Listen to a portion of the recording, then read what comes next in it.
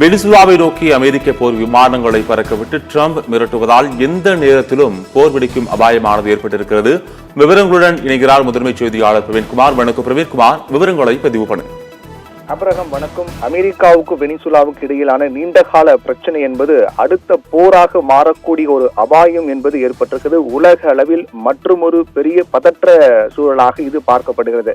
ஏனென்றால் கரிபியன் கடல் என்பது அமெரிக்காவுக்கு வெனிசுலாவுக்கும் இடையில் இருக்கக்கூடிய கடல். இந்த கரிபியன் கடலில் அமெரிக்க போர்க்கப்பலை நிறுத்தியிருந்தார்கள்.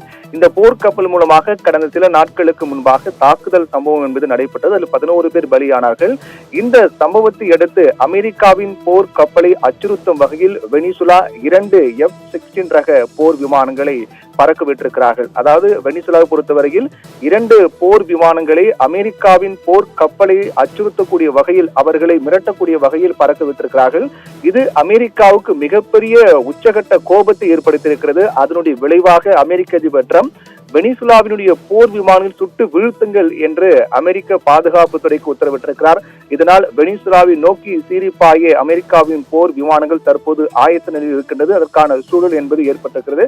இதனால் உலக அளவில் மற்றும் ஒரு பதற்றம், உலக அளவில் மிகப்பெரிய போருக்கான தொடக்கமாக இது அமையுமா என்ற அளவில் இது பார்க்கப்படுகிறது. இந்த சம்பவத்தினுடைய முழு பின்னணி பொறுத்தவரையில் அமெரிக்காவும், அதாவது தெற்கு அமெரிக்க நாடாக இருக்கக்கூடிய வெனிசுலா, அமெரிக்காவும் வெனிசுலாவும் நட்பு நாடுகள், பல ஆண்டுகளாக நட்பு நாடுகளாக தான் இருந்தார்கள்.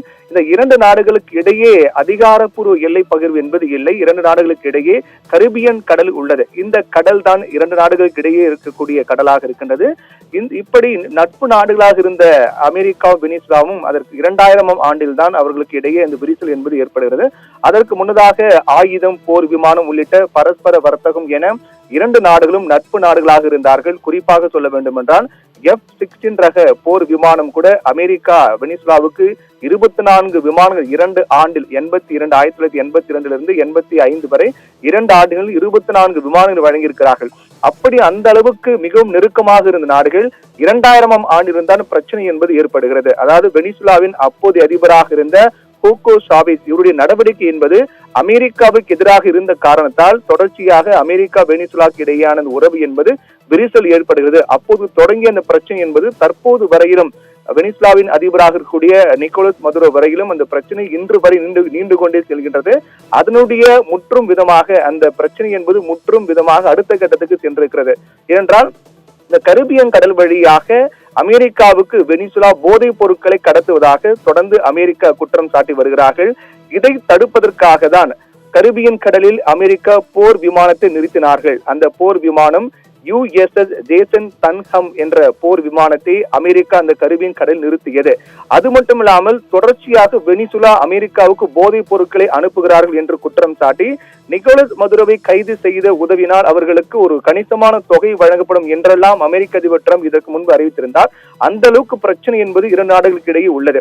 இப்படிப்பட்ட சூழ்நிலையில் இந்த போதைப் பொருள் கடத்தலை தடுப்பதற்காக அமெரிக்கா தன்னுடைய போர் கப்பலை USS ஜேசன் தன்ஹம் என்ற போர் கப்பலை கரிபியன் கடலில் நிறுத்தினார்கள். இந்த கப்பல் கடந்த சில நாட்களுக்கு முன்பாக போதைப் பொருள் கடத்துவதாக சில கப்பல் மீது தாக்குதல் நடத்தி அதில் 11 பேர் பலியானார்கள். இப்படிப்பட்ட ஒரு சூழ்நிலையில் இதற்கு பதிலடி கொடுக்கும் விதமாக வெனிசுலா என்ன செய்தது என்றால் உடனடியாக 2 F-16 ரக போர் விமானங்களை அனுப்பி அந்த கப்பலை, அமெரிக்காவுடைய போர்க்கப்பலை அச்சுறுத்தும் விதமாக, அந்த போர்க்கப்பலை குறிவைத்து தாக்கும் விதமாக மிரட்டி இருக்கிறார்கள். இந்த நிகழ்வு என்பது அமெரிக்காவுக்கு மிகப்பெரிய ஒரு கோபத்தை உண்டாக்கி இருக்கிறது. இதனால் கடும் கோபமடைந்த அமெரிக்க அதிபர் ட்ரம்ப் வெனிசுலாவினுடைய போர் விமானங்களை கண்டவுடன் சுட்டு வீழ்த்துங்கள் என்ற உத்தரவை அமெரிக்காவின் பாதுகாப்பு துறைக்கு பிறப்பித்திருக்கிறார். அது மட்டுமல்லாமல் கரிபியன் கடலில் அமெரிக்காவின் போர் கப்பல்களும் குவிக்கப்பட்டிருக்கின்றது. வெனிசுலாவும் அதற்கு ஈடாக நாங்களும் அதற்கு தகுந்த பதிலடி கொடுப்போம் என்ற வகையில் வெனிசுலாவும் போர் விமானங்களை தயார் நிலையில் வைத்திருப்பதாக சொல்லப்படுகிறது. வெனிசுலாவை நோக்கி அமெரிக்காவின் போர் விமானங்கள் சீறி பாயக்கூடிய சூழ்நிலை உலக அளவில் மிகப்பெரிய பதற்றத்தை உண்டாக்கி இருக்கிறது. என்றால் ஏற்கனவே தொடர்ந்து பல்வேறு நாடுகளுக்கு இடையான மோதல் போக்கு என்பது காணப்பட்டு வருகின்ற சூழ்நிலையில் வெனிசுலாவை குறிவைத்து அமெரிக்கா தாக்குதல் நடத்தினால் அது மிகப்பெரிய போருக்கான தொடக்கமாக அமையும் என்றும் அச்சம் என்பது ஏற்பட்டிருக்கிறது. இந்த நிகழ்வு தொடர்ந்து உலக அளவில் தீவிரமாக கண்காணிக்கப்பட்டு வரக்கூடிய ஒன்றாக பார்க்கப்படுகிறது. விரைவில் இந்த 2 நாடுகளுக்கு இடையான பிரச்சனை என்பது சுமூக தீர்வு ஏற்பட்டு அமைதி என்பது நிலவ வேண்டும் என்பதும் உலக அரசியல் பேசக்கூடியவருடைய கருத்தாக இருக்கின்றது. அப்ரஹாம், தகவலுக்கு நன்றி பிரவீன்குமார்.